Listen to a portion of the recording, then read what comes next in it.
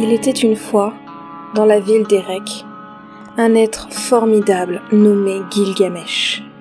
En lui, 2/3 étaient dieux et un seul était homme. Il était le plus redoutable guerrier de tout l'Orient. Nul ne pouvait l'égaler au combat. Aucune lance n'avait de pouvoir sur lui. À cause de sa puissance et de sa force, il avait tous les habitants d'Erech sous sa domination. Il les gouvernait avec une main de fer, se saisissant des jeunes gens pour son service et faisant sienne toute jeune fille qui lui plaisait. À la fin, on ne put le supporter plus longtemps, et les prières des gens montèrent vers le ciel pour que vienne la délivrance. Le maître du ciel entendit ses supplications et fit appeler la déesse Aruru, celle-là qui jadis avait pris la glaise pour en façonner l'homme. « Va, dit le dieu, et modèle en terre un être qui soit l'égal de ce tyran, qu'il combatte contre lui et qu'il soit vainqueur afin que le peuple puisse être délivré. » Et voici la déesse qui s'humecte les mains et qui, prenant la glaise du sol, la pétrit en forme de monstre qu'elle nomme Enkidu. Et il était farouche, comme il sied au dieu des combats, et tout son corps était velu. Ses cheveux étaient longs comme ceux d'une femme, et il était vêtu de peau de bête. Il errait tout le jour avec des animaux sauvages, et, comme eux, se repaissait d'herbes et de verdure et se désaltérait à l'eau des ruisseaux. Mais personne, à Erech, ne connaissait encore son existence.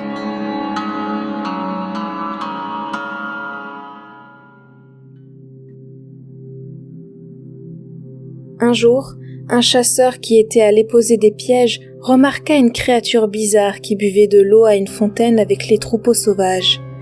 Sa seule vue fit pâlir le chasseur. Le visage hagard et contracté, le cœur battant à se rompre, il rentra terrorisé chez lui, poussant des cris d'épouvante.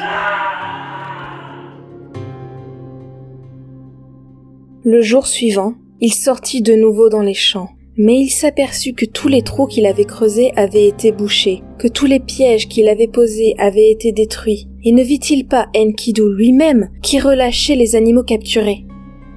Le 3e jour, il en advint de même.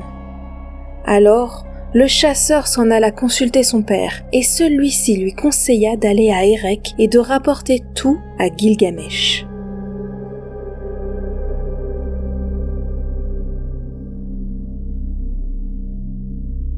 Lorsque Gilgamesh sut ce qui était arrivé et l'existence de cette créature sauvage qui entravait le labeur de ce sujet, il donne l'ordre au chasseur d'aller chercher une fille des rues et de l'emmener à l'endroit où se désaltéraient les troupeaux. Une fois là, et lorsque Enkidu viendrait boire, elle se dévêtirait et chercherait à le séduire par ses charmes. En voyant comment Enkidu se comporterait alors, les animaux se rendraient compte qu'il n'était pas un des leurs et s'écarteraient aussitôt de lui. Ainsi, le monstre serait-il amené à adopter les façons humaines et serait obligé d'abandonner les mœurs sauvages.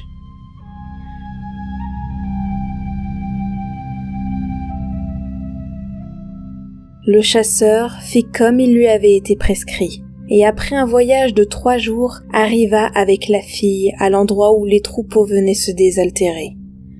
Pendant 2 jours, ils demeurèrent assis et attendirent.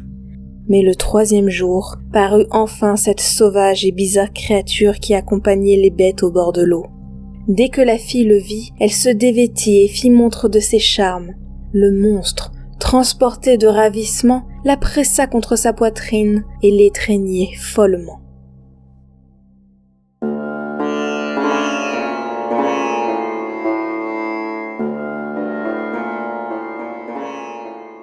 Pendant toute une semaine, il s'attarda amoureusement auprès d'elle. Puis, rassasié de ses agréments, il partit rejoindre le troupeau. Mais les biches et les gazelles ne l'acceptaient plus comme étant de leur race, et lorsqu'il s'approchait, elle bondissait de côté et se sauvait au galop. Enkidu tentait de les rattraper, mais un jour qu'il courait, il sentit ses jambes devenir pesantes et ses membres se raidir, et il s'avisa tout à coup qu'il n'était plus une bête et qu'il était devenu homme.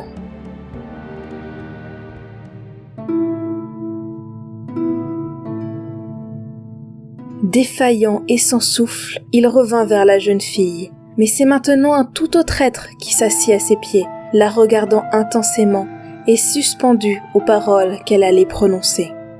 Elle se tourna vers lui. « Ah, Enkidu, dit-elle doucement. Tu es devenu aussi beau qu'un dieu. Pourquoi irais-tu toujours errer avec les bêtes ? Viens, laisse-moi t'emmener à Erech, la grande ville où vivent les hommes. Laisse-moi te conduire au temple étincelant, où le dieu et la déesse sont assis sur leur trône. C'est là-bas, sais-tu, que Gilgamesh, terrible comme un taureau déchaîné, tient les gens à sa merci. » À ces mots, Enkidu fut rempli de joie, car maintenant, il n'était plus un animal et il prisait fort la conversation et la société des hommes. « Conduis-moi, dit-il, vers la ville d'Erech, vers le temple étincelant, demeure du dieu et de la déesse. Quant à Gilgamesh et à sa tyrannie, je changerai bientôt cela. Je lui lancerai un défi à la face, je le braverai et lui montrerai une fois pour toutes que les garçons de la campagne ne sont pas des gringalets. »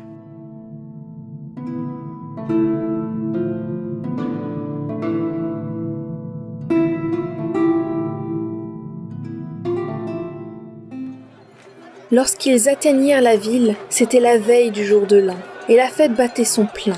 Le point culminant en était le moment où le roi est mené au temple pour être uni à la déesse en un saint mariage.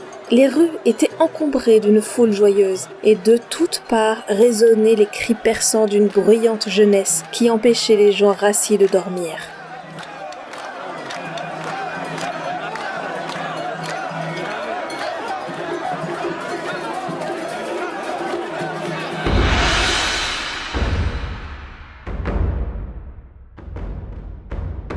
Soudain, dominant le tapage et le brouhaha, parvinrent le tintement de cymbales et de faibles échos de flûtes lointaines.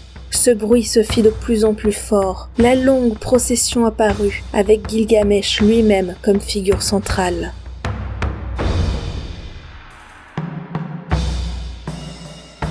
Tout le long des rues et jusqu'à la cour du temple, le cortège se déroula, puis s'immobilisa, et Gilgamesh s'avança vers le temple.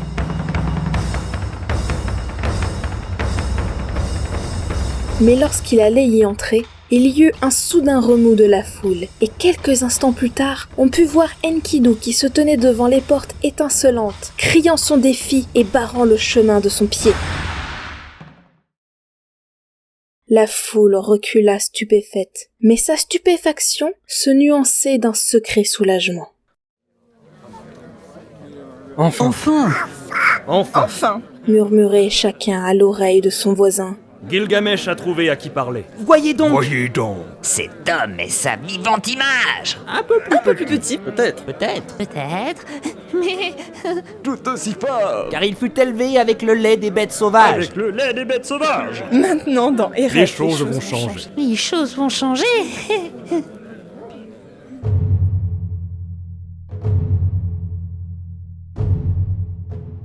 Gilgamesh, cependant, n'était nullement effrayé. Il avait en effet été averti en songe de ce qui devait se passer. Il avait rêvé qu'il se tenait sous les étoiles, lorsque soudain était tombée du ciel sur lui une flèche massive qu'il ne pouvait plus enlever.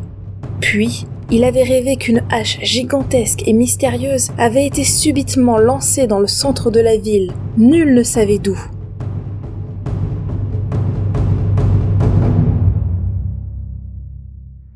Il avait raconté ses rêves à sa mère, et elle lui avait dit que cela annonçait l'arrivée d'un homme puissant, auquel Gilgamesh ne pourrait pas résister, mais qui, dans la suite, deviendrait son meilleur ami.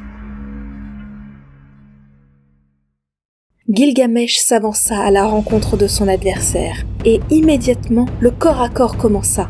Les deux adversaires se cognant la tête et écumant comme deux taureaux furieux.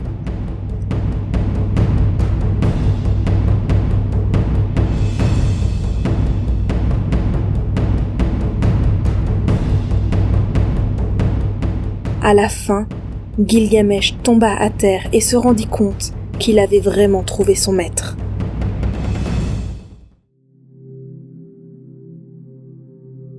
Mais Enkidu était chevaleresque autant que fort. Il vit tout de suite que son adversaire n'était pas le tyran fanfaron qu'on lui avait dépeint, mais un vaillant guerrier qui avait courageusement relevé son défi et qui ne s'était pas dérobé au combat. Ah, Gilgamesh, Dit-il. tu as amplement prouvé que tu es le fils d'une déesse et que c'est le ciel même qui t'a placé sur ton trône. Je ne veux plus être ton ennemi. Soyons amis. Et, l'aidant à se relever, il lui donna l'accolade.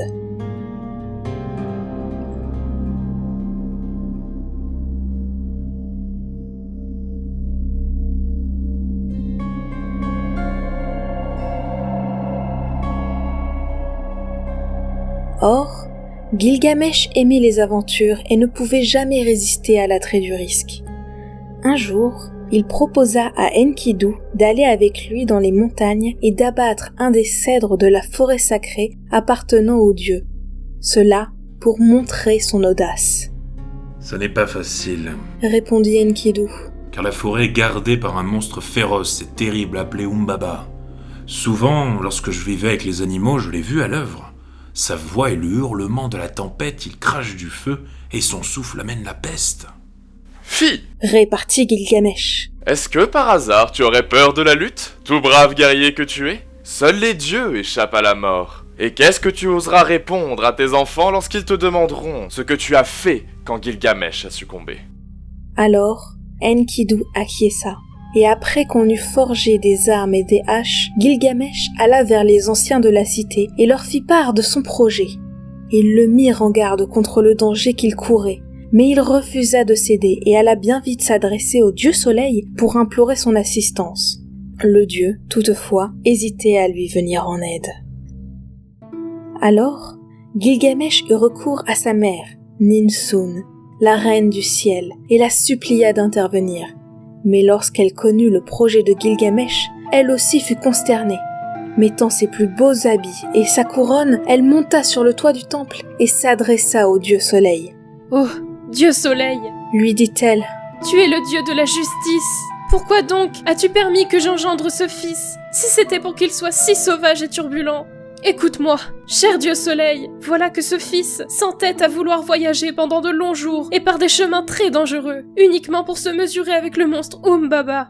Je te supplie de veiller sur lui, nuit et jour, et de le laisser me revenir sain et sauf. » Quand le dieu Soleil vit ses larmes, son cœur fut ému de pitié, et il promit son aide aux deux héros. Alors la déesse descendit du toit du temple et donna à Enkidu l'insigne que portent tous ses fidèles. À partir de maintenant, Dit-elle, tu es l'un de mes protégés. Va, sans crainte, et conduis Gilgamesh à la montagne sacrée. lorsque les anciens de la ville virent qu'Enkidu portait l'insigne divin, leur opinion changea et ils donnèrent leur bénédiction à Gilgamesh. Puisqu'à présent, Dirent-ils, Enkidu est un protégé de la déesse. Nous pouvons sans crainte lui confier notre roi. les deux vaillants amis pleins d'impatience et d'impétuosité se mirent en route, parcourant en 3 jours une distance que normalement on aurait mis 6 jours à couvrir. Ils atteignirent une forêt très touffue. Pour y entrer, il fallait passer par une énorme porte. Enkidu la poussa un peu et regarda à l'intérieur. « Dépêchons-nous, Murmura-t-il, faisant signe à son compagnon. et nous pourrons le surprendre. Lorsqu'il se promène au dehors, Umbaba s'emmitoufle toujours dans cette épaisseur de vêtements. En ce moment, il est assis, il ne porte qu'un vêtement de dessous. Nous pouvons l'atteindre avant qu'il ne sorte. » Mais, au même moment, la porte monumentale glissa sur ses gonds et se ferma brusquement, écrasant la main d'Enkidu. Pendant 12 jours, il se tordit de douleur, et tout le temps, il conjurait son camarade d'abandonner son projet insensé. Mais Gilgamesh refusait de céder. « Sommes-nous de misérables femmelettes ?» Cria-t-il. « Pour que nous devions être rebutés par le premier incident.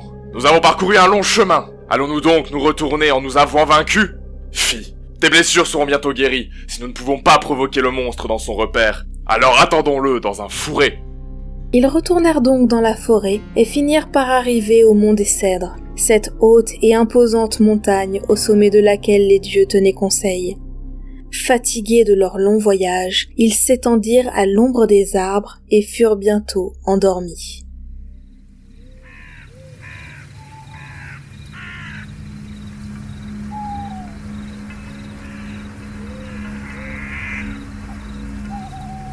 Mais au milieu de la nuit, Gilgamesh s'éveilla en sursaut. M'as-tu réveillé ? Demanda-t-il à son compagnon. Ah, sinon, c'est sans doute l'effet de mon rêve, car j'ai rêvé qu'une montagne s'écroulait sur moi, lorsque soudain s'est montré devant moi un homme d'une beauté extraordinaire. Il m'a tiré de dessous la montagne, et il m'a aidé à me relever. Répondit Enkidu. Ton rêve est un présage, et la montagne en question n'est autre que ce fameux monstre Umbaba. Il est maintenant clair que même s'il nous attaque, nous l'échapperons et serons vainqueurs. Là-dessus, ils se retournèrent et le sommeil s'empara d'eux à nouveau. Mais cette fois, ce fut Enkidu qui s'éveilla en sursaut. M'as-tu réveillé ? Cria-t-il à son camarade. Sinon, ça va être l'effet de mon rêve. Car j'ai rêvé que le ciel s'obscurcissait, que la nuit tombait, que les éclairs brillaient, qu'un feu flamboyait, que la mort tombait d'en haut. Alors soudain, la lueur pâlit, le feu s'éteignit, et les étincelles se transformèrent en cendres. Gilgamesh pensa tout de suite que ce rêve était de mauvais augure pour son ami. Cependant, il l'encouragea à ne pas abandonner la lutte. Et peu après, ils se levèrent et s'enfoncèrent dans la forêt.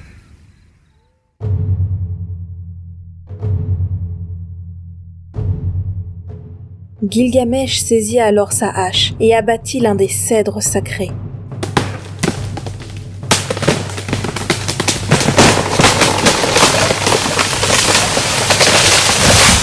L'arbre tombe à terre avec un fracas épouvantable, et voilà Umbaba qui se précipite hors de sa demeure, grondant et rugissant. Or, ce monstre était vraiment étrange et terrible, avec au milieu de son visage un œil unique qui avait le pouvoir de changer en pierre ce qu'il fixait. Comme il arrivait, furieux, à travers le fourré et avançait de plus en plus près, et que le bruit des branches foulées et arrachées annonçait son approche, Gilgamesh, pour la première fois, connut une peur véritable.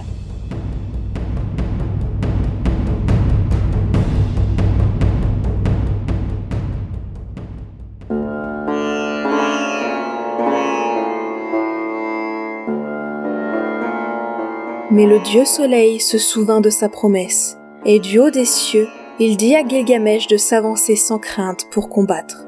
Et au moment même où s'écartaient les feuilles du taillis et où les héros allaient se trouver en présence de cette face terrible, le dieu soleil fit partir de tous les côtés du ciel des vents impétueux et desséchants qui vinrent atteindre l'œil du monstre et lui obscurcir la vue, de sorte qu'il ne pouvait ni reculer ni avancer. Et comme Umbaba était là, battant l'air de ses bras, Gilgamesh et Enkidu se jetèrent sur lui et le frappèrent jusqu'à ce qu'il finisse par demander grâce. Mais les héros ne voulurent rien entendre. Ils tirèrent leurs sabres et détachèrent l'affreuse tête du corps du géant.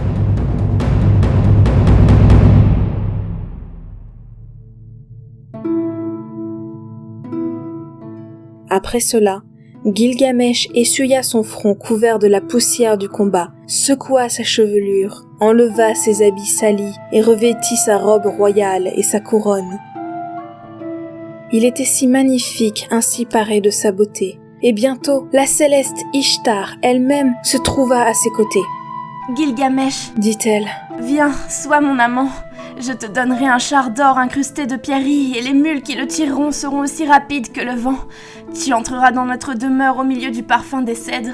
Dès le seuil, le sol sera doux à tes pieds, comme une caresse. Les rois et les princes s'inclineront devant toi et t'apporteront en tribut les fruits de la terre. Tes brebis donneront naissance à des agneaux jumeaux. Les chevaux de ton char seront fougueux et tes bœufs n'auront pas leur pareil. » Mais Gilgamesh demeurait impassible. « Ô déesse, dit-il. Tu parles de me combler de richesses, mais tu demanderais bien plus encore en retour. Il te faudrait de la nourriture et des vêtements dignes de la fille des dieux. Ta demeure devrait être celle d'une reine et tes robes seraient de la plus fine étoffe. Et pourquoi devrais-je te donner tout cela ? Tu ne vaux pas mieux qu'un palais qui menace de ruine, qu'un turban qui ne couvre pas la tête, que la poix qui salit les mains, qu'un flacon qui fuit, qu'une sandale qui comprime le pied.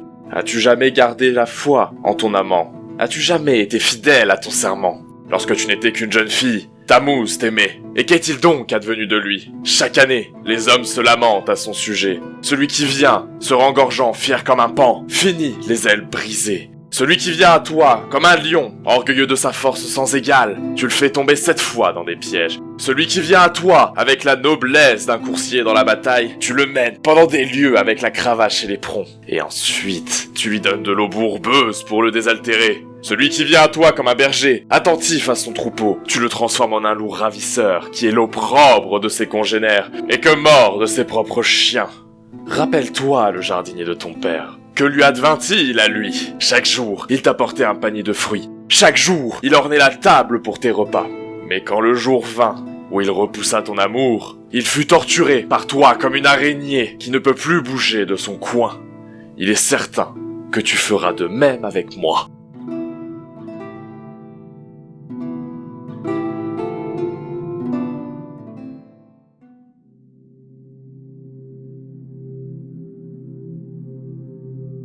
Lorsque Ishtar entendit ces paroles, elle fut très courroucée. Elle s'empressa d'aller au ciel trouver son père et sa mère pour se plaindre des insultes que les héros lui avaient jetées au visage. Mais le Père Céleste se refusa à intervenir et lui déclara tout net qu'elle n'avait que ce qu'elle méritait. Alors, Ishtar passa aux menaces. « Père !» cria-t-elle. « Je te demande d'envoyer contre ce mortel le puissant taureau céleste dont la fureur engendre les orages et les tremblements de terre. Si tu refuses, j'enfoncerai les portes de l'enfer et je libérerai les morts pour qu'ils puissent sortir de leur tombeau et que leur nombre surpasse celui des vivants. » « Eh bien, j'y consens, » dit son père excédé. « Mais rappelle-toi ceci.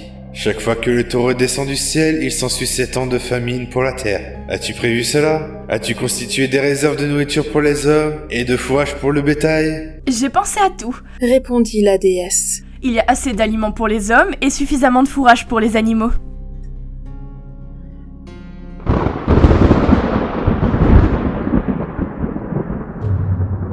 Le taureau fut donc envoyé du ciel et aussitôt il se rua sur les 2 héros. Mais juste au moment où il chargeait, leur lançant au visage son souffle et son écume, frappant et cinglant tout de sa queue puissante, Enkidu le saisit par les cornes et lui plongea son épée en arrière du cou.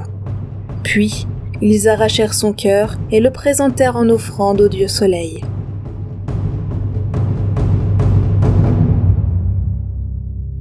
Pendant ce temps, Ishtar arpentait de long en large les remparts d'Erech, tout en regardant le combat qui avait lieu en bas de la vallée. Lorsqu'elle vit que le taureau avait été vaincu, elle monta d'un bond sur les créneaux et poussa un cri perçant. « Malheur à Gilgamesh !» hurlait-elle. « Celui qui a osé me mépriser et qui a tué le taureau céleste !» À ces mots, Enkidu, voulant qu'elle sache bien que lui aussi avait sa part de la victoire, coupa les cuisses du taureau et les lui jeta au visage. « Ah! Si je pouvais te tenir en mon pouvoir et te traiter de même !» cria-t-il. « Si je pouvais t'arracher les entrailles et les suspendre côte à côte avec celles du taureau !» Ishtar était maintenant tout à fait furieuse, mais tout ce qu'elle put faire fut de se préparer à donner une sépulture convenable au taureau, comme il convenait à une créature céleste. Mais cela aussi lui fut refusé, car les 2 héros enlevèrent promptement la carcasse et l'emportèrent triomphalement à Erech. La déesse fut donc laissée seule avec ses suivantes, versant des larmes ridicules sur les cuisses de l'animal, pendant que Gilgamesh et son camarade entraient joyeusement dans la ville, montrant fièrement les preuves de leur prouesse et recueillant les applaudissements du peuple.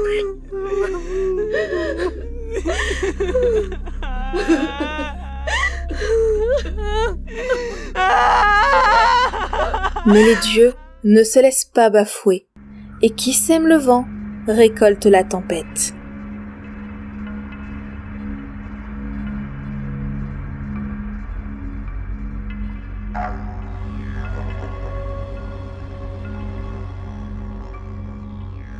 Une nuit, Enkidu fit un rêve étrange. Il rêva que les dieux tenaient conseil, essayant de déterminer lequel de Gilgamesh ou de lui-même avait le plus de culpabilité dans le meurtre d'Humbaba et du taureau divin.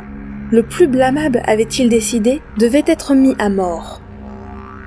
Pendant longtemps, le débat fut sérieux et la discussion très vive. Mais quand en définitive on ne put s'entendre, Anu, le père des dieux, proposa une solution. À mon avis, dit-il. c'est Gilgamesh, le plus grand coupable. Car non seulement il a tué le monstre, mais il a également abattu le cèdre sacré. Il n'avait pas plutôt dit ces mots que le tumulte éclata. Ce fut bientôt une confusion extrême, et les dieux s'insultaient copieusement les uns les autres. Gilgamesh! S'écria le dieu du vent. Ah! Mais c'est au contraire Enkidu qui est le vrai scélérat! Car c'est lui qui a montré le chemin! Vraiment? Rugissait le dieu soleil, se tournant vers lui avec prestance. Quel droit as-tu de parler? C'est toi qui as lancé les vents dans le visage d'Umbaba! Et toi-même? Répliquait l'autre. Parlons un peu de toi! C'est bien grâce à toi qu'ils ont fait ces choses! C'est bien toi qui les as encouragés et qui est venu constamment à leur aide! Ils discutaient âprement et les querelles s'envenimaient. Leur humeur s'échauffait de minute en minute et leur voix devenait de plus en plus perçante. Mais avant qu'ils aient pu arriver à une solution, Enkidu s'éveilla. Il était maintenant convaincu que sa mort était proche. Mais lorsqu'il raconta le songe à son ami, il parut à Gilgamesh que le châtiment lui était plutôt destiné à lui-même. « Cher camarade !» s'écria-t-il, et les larmes coulaient le long de ses joues. « Les dieux peuvent-ils s'imaginer un instant et qu'en te tuant, ils ne m'atteindront pas? Non, ami très cher, tout le restant de mes jours, je me tiendrai sur le seuil de la mort, comme un mendiant, attendant que la porte s'ouvre et que je puisse entrer et enfin te revoir. » Jusqu'au jour, Enkidu demeura éveillé sur son lit, se tournant et se retournant, et comme il demeurait là étendu, toute sa vie passée semblait se dérouler devant lui. Il se remémorait les jours insouciants d'antan, lorsqu'il errait sur les collines avec les animaux sauvages, et à ce propos, il revoyait le chasseur qu'il avait aperçu et la jeune fille qu'il avait attirée et ramenée au milieu des hommes. Il se rappelait encore la forêt de cèdres et comment la porte s'était brusquement refermée sur ses mains, lui infligeant la première et unique blessure qu'il eût jamais souffert. Et il maudit amèrement et le chasseur et la fille et la porte.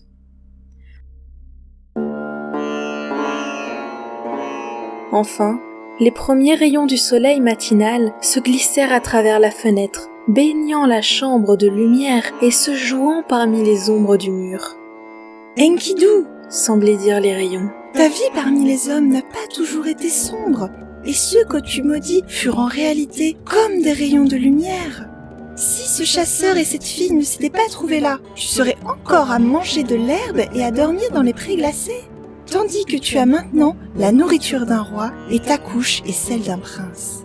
Et sans eux, tu n'aurais jamais rencontré Gilgamesh et tu n'aurais pas trouvé le meilleur ami qu'il soit. » Enkidu sut alors que c'était le dieu soleil qui lui avait parlé ainsi, et il cessa de maudire le chasseur et la fille. Au contraire, il appela sur leur tête toutes sortes de bénédictions.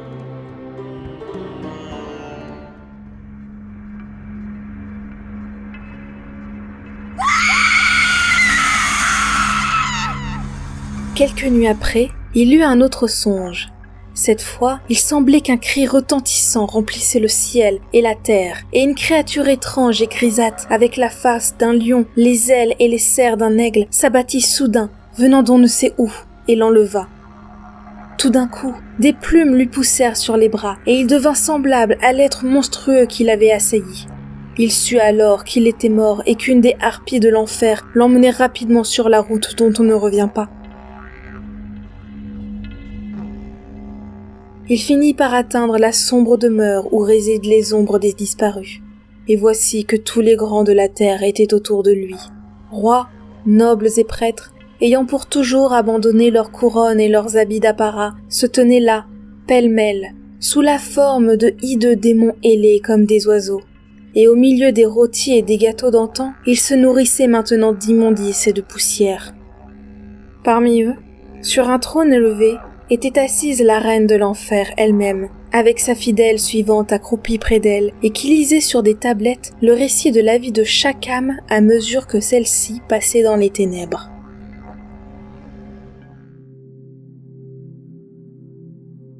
En se réveillant, Enkidu raconta son rêve à son compagnon, et tous deux surent alors avec certitude lequel devait mourir.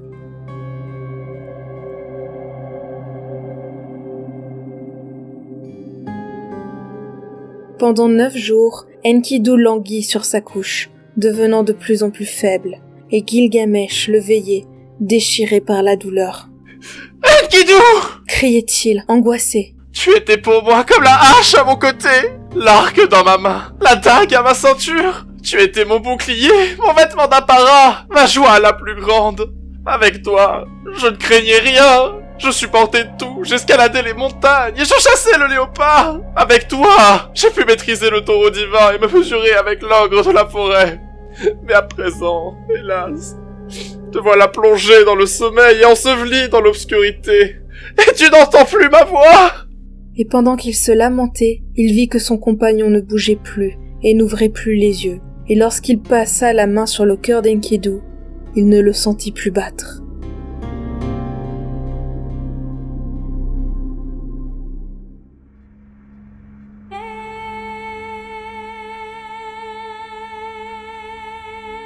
Alors Gilgamesh prit un linge et envoila le visage d'Enkidu, comme on le fait pour une fiancée au jour de ses noces. Et il marchait de long en large et pleurait bruyamment. Sa voix était celle d'une lionne à qui on avait dérobé ses petits. Il déchirait ses vêtements, s'arrachait les cheveux et s'abandonnait à sa douleur. Toute la nuit, il contempla la forme inerte de son ami et la vit se raidir, se dessécher et perdre toute sa beauté. « À présent, dit Gilgamesh, j'ai vu le visage de la mort et j'en suis terriblement effrayé. Un jour, moi aussi, je serai comme Enkidu. »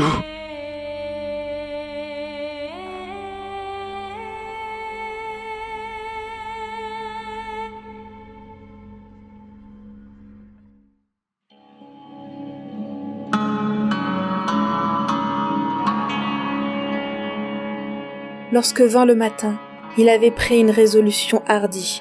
Sur une île, disait-on, aux confins de la terre, vivait le seul mortel au monde qui ait jamais pu échapper à la mort. C'était un homme très, très vieux, nommé Utnapishtim.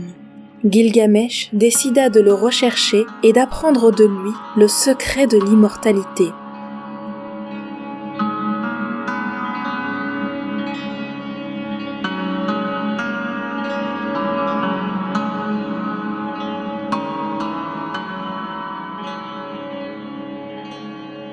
Aussitôt que le soleil fut levé, il se mit en route, et après avoir voyagé longtemps et très loin, il arriva enfin aux limites du monde, et vit devant lui une énorme montagne dont les 2 pics jumeaux touchaient le soleil, et dont la base plongeait au plus profond de l'enfer.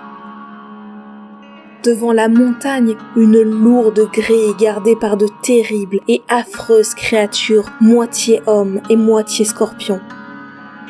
Gilgamesh hésita un moment et se couvrit les yeux pour ne pas rencontrer le visage hideux des monstres. Puis il se reprit et s'avança hardiment. Lorsque les monstres virent qu'il était sans crainte et quand ils jugèrent de sa beauté, ils comprirent aussitôt que ce n'était pas là un mortel ordinaire. Cependant, ils l'arrêtèrent et lui demandèrent le but de sa venue. Gilgamesh leur dit qu'il allait voir Utnapishtim pour apprendre de lui le secret de la vie éternelle. C'est là, dit le chef des monstres, une chose que nul n'a jamais su, et jusqu'à maintenant, il ne s'est trouvé aucun mortel pour arriver jusqu'à ce sage que les années n'atteignent pas. Le chemin dont nous gardons l'entrée appartient au soleil, et c'est un sombre tunnel long de 12 lieues, et le pied de l'homme ne doit jamais fouler son sol. Même s'il est plus long et plus sombre qu'aucun autre tunnel, même si les difficultés et les dangers sont pires que partout ailleurs, même si la chaleur y est la plus forte qui soit, et le froid le plus vif qu'on ait jamais senti, je suis décidé à fouler le sol de ce tunnel.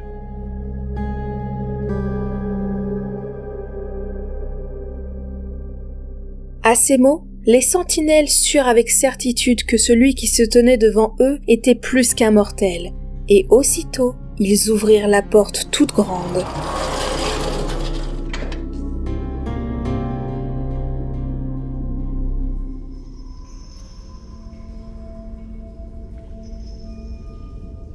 Hardiment et courageusement, Gilgamesh entra dans le tunnel.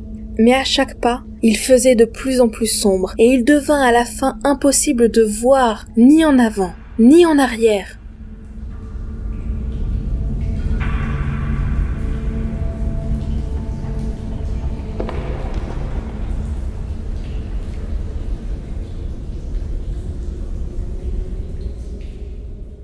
Et justement, au moment où il semblait que la route n'aurait jamais de fin, une bouffée d'air vint effleurer son visage et un mince filet de lumière perça l'obscurité.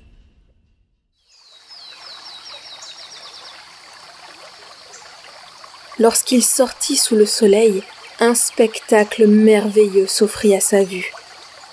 Il se trouvait au milieu d'un jardin enchanté dont les arbres étaient couverts de pierreries. La voix du dieu soleil se fit entendre à lui du haut du ciel. Gilgamesh, disait cette voix, ne va pas plus loin. Voilà le jardin des délices. Demeure ici un peu afin d'en jouir. Jamais auparavant les dieux n'ont accordé pareille faveur à un mortel, et tu ne peux espérer davantage. Cette vie éternelle que tu viens chercher, tu ne la trouveras jamais.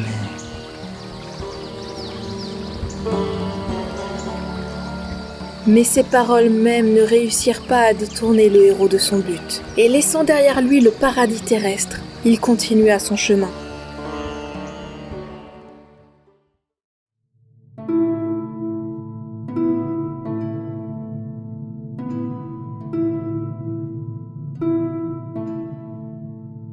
Bientôt, les pieds douloureux et se sentant très las, il arriva devant une grande maison qui avait tout à fait l'apparence d'une hôtellerie. S'avançant péniblement, Gilgamesh demanda à entrer. Mais l'hôtelière, dont le nom était Siduri, l'avait vu venir de loin, et jugeant par son aspect peu engageant qu'il n'était qu'un simple cheminot, elle donna l'ordre de lui fermer la poterne au nez. Gilgamesh fut tout d'abord outragé et menaça d'enfoncer la porte. Mais lorsque la bonne femme lui parla d'une fenêtre en lui expliquant la cause de sa méfiance, sa colère se calma, et il la rassura, lui disant qui il était, le but de son voyage et pourquoi il était en si piteux état. Alors, elle ouvrit la porte et lui souhaita la bienvenue.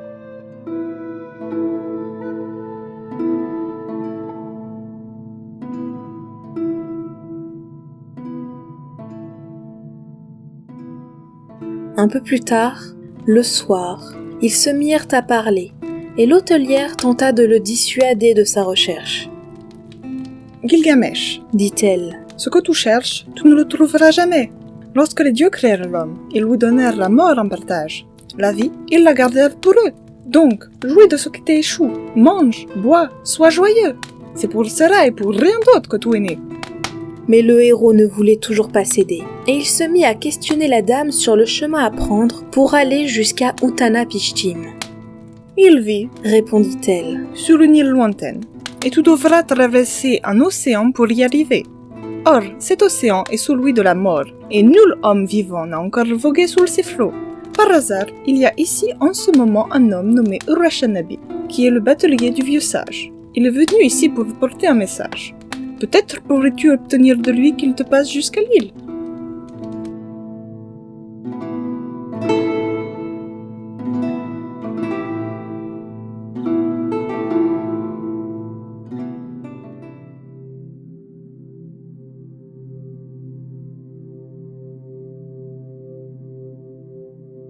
L'hôtelière présenta donc le batelier, et celui-ci consentit à le passer.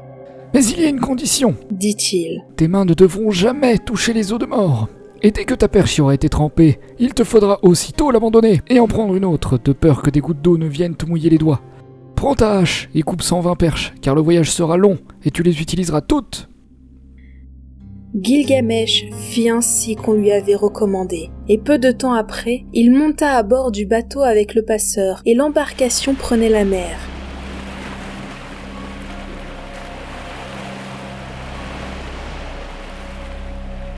Mais après qu'ils eurent navigué bien des jours, les perches vinrent à manquer, et ils seraient sûrement allés à la dérive et auraient sombré si Gilgamesh n'avait déchiré sa chemise pour la tenir en l'air en guise de voile.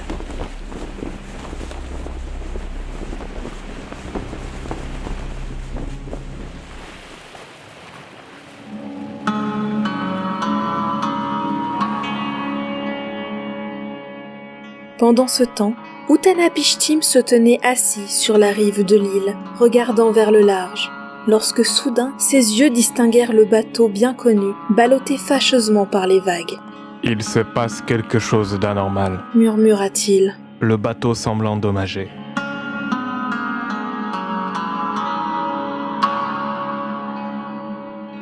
Lorsqu'ils abordèrent enfin, Urashanabi amena tout de suite son passager devant Utnapishtim, et Gilgamesh lui dit pourquoi il était venu et ce qu'il cherchait. « Jeune homme, dit le sage, ce que tu cherches, tu ne le trouveras jamais. Car sur cette terre, rien n'est éternel. Lorsque les hommes établissent un contrat, ils en fixent le terme. Ce qu'ils acquièrent aujourd'hui, ils devront le laisser à d'autres demain.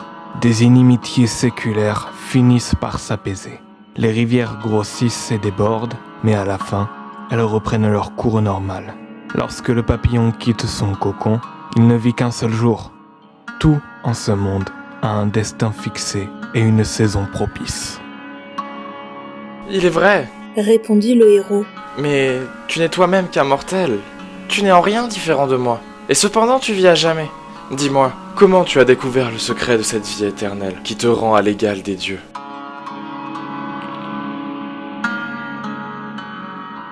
Une expression lointaine passa devant les yeux du vieil homme.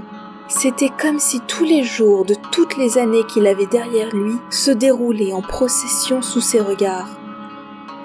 Enfin, après un long silence, il releva la tête et sourit. « Gilgamesh, dit-il lentement, je vais te confier un secret très noble et sacré dont nul n'a connaissance, sauf les dieux et moi-même. »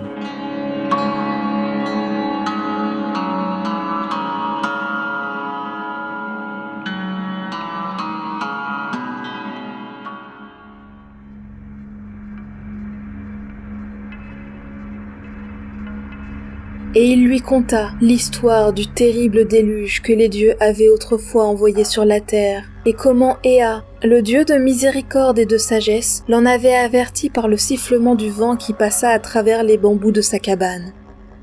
Sur l'ordre d'Ea, il avait construit une arche, l'avait calfatée avec de la poix et de l'asphalte, avait fait monter dedans sa famille et son bétail, et avait vogué pendant 7 jours et 7 nuits, pendant que les eaux montaient, que la tempête faisait rage et que les éclairs étincelaient.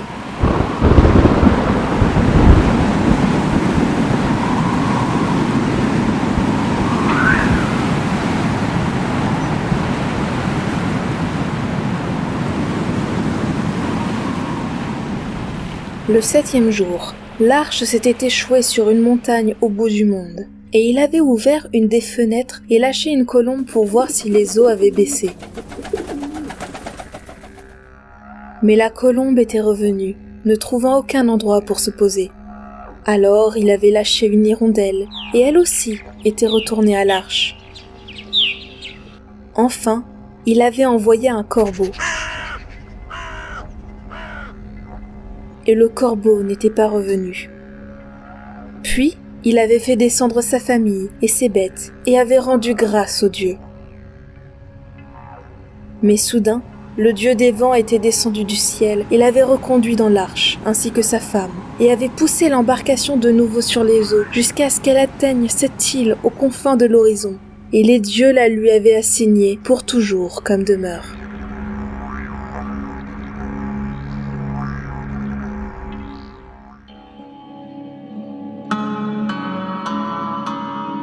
Lorsque Gilgamesh entendit cette histoire, il comprit tout de suite que ses recherches étaient vaines, car il était maintenant évident que le vieil homme n'avait aucun secret particulier à lui communiquer. Il était devenu immortel, comme il venait de le révéler, par une grâce spéciale des dieux, et non pas, comme Gilgamesh se l'était figuré, grâce à une science mystérieuse. Le dieu soleil avait eu raison, les hommes scorpions avaient eu raison, l'hôtelière avait eu raison, Ce qu'il cherchait, il ne le trouverait jamais, tout au moins de ce côté-ci de la tombe.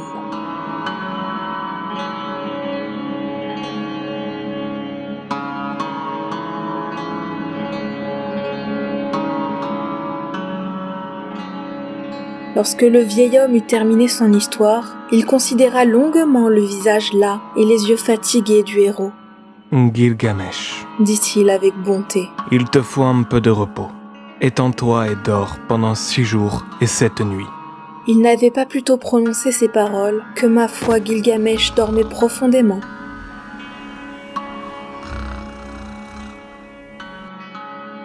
Alors, Utanapishtim se tourna vers sa femme. Vois-tu, dit-il, cet homme qui prétend vouloir vivre éternellement ne peut même pas se passer de sommeil.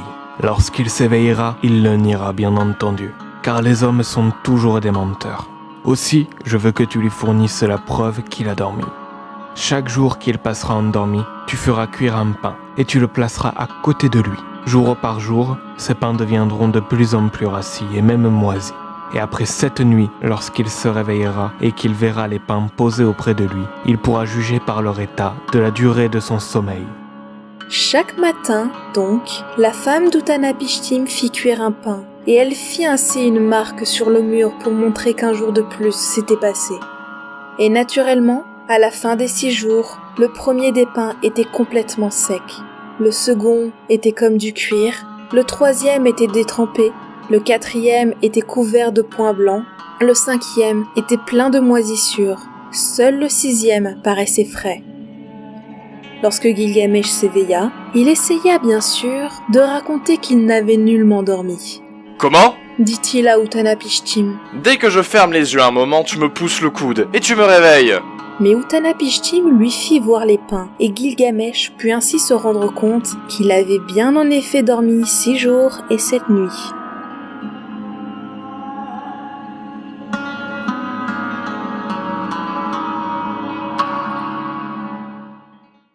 Utanapishtim ordonna ensuite à Gilgamesh de se laver et de se mettre en état de faire le voyage de retour.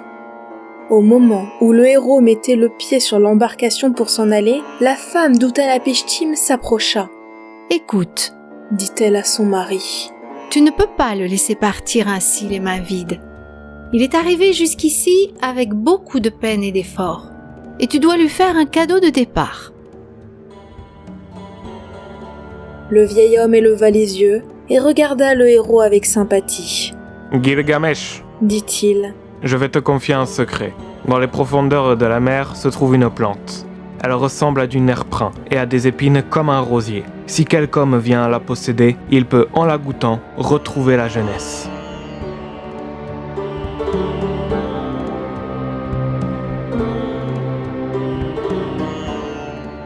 Lorsque Gilgamesh entendit ces paroles, il s'attacha au pied de lourdes pierres et se laissa glisser dans les profondeurs de la mer. Là, dans le lit de l'océan, il découvrit la plante. Se souciant peu de ses piquants, il la saisit entre ses doigts, coupa les cordes qui attachaient les pierres à ses pieds et attendit que la marée le rejetât sur la rive. Alors, il montra la plante au batelier Urashanabi. Regarde ! Cria-t-il. C'est la fameuse plante qu'on nomme barbe grise rajeunie. Quiconque qui goûte fait un nouveau bail avec la vie. Je vais la rapporter à Erech et en donner à manger à mon peuple. J'aurai au moins ainsi quelques récompenses pour tout le mal que je me suis donné.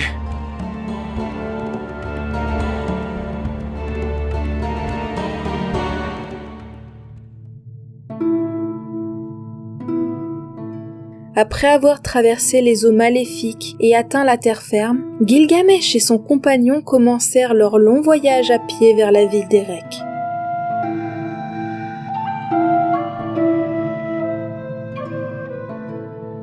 Lorsqu'ils eurent marché pendant 50 lieues, le soleil était déjà bas et ils cherchèrent un abri pour passer la nuit. Tout à coup, ils aperçurent une source limpide. « Reposons-nous ici, » dit le héros. « et je pourrai me baigner. » Il se dévêtit, posa la précieuse plante par terre et alla plonger dans l'eau fraîche.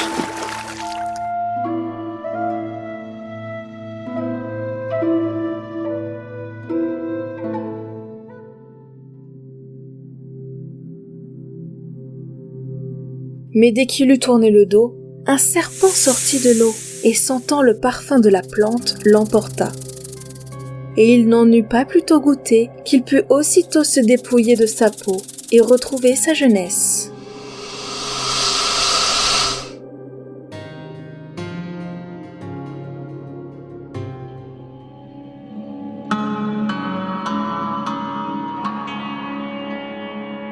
Lorsque Gilgamesh constata que la précieuse plante lui avait été enlevée pour toujours, il s'assit à terre et pleura.